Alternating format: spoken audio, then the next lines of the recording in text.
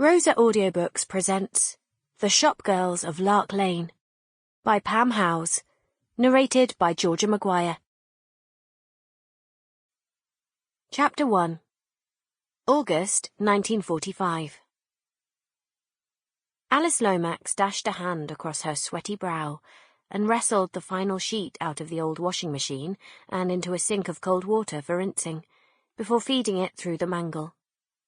She cranked the handle round and round, catching the drips in a bucket underneath.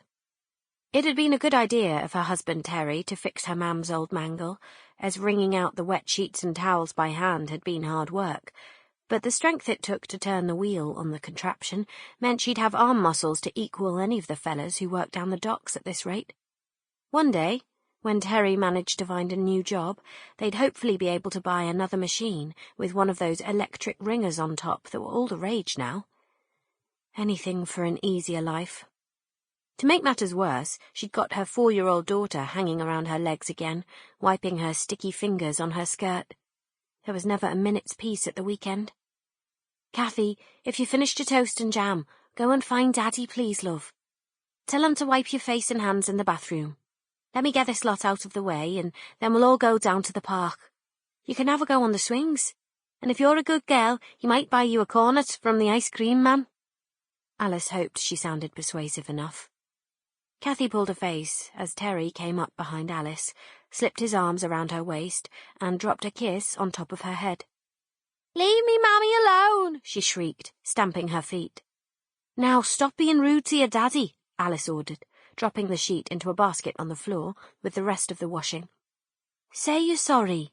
Look, Daddy's sad," she cajoled as Terry did a pretend pout. "Give him a big love, better." "No!" Cathy folded her arms across her chest and stuck out her bottom lip in a pout that equalled her father's.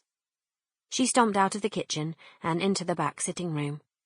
"I'm sorry, love," Alice said to Terry, seeing his dark brown eyes cloud with hurt.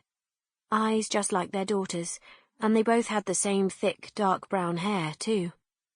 Peas in a pod, as everyone said. "It'll take time. She's so used to being with just me and Brian or your mum.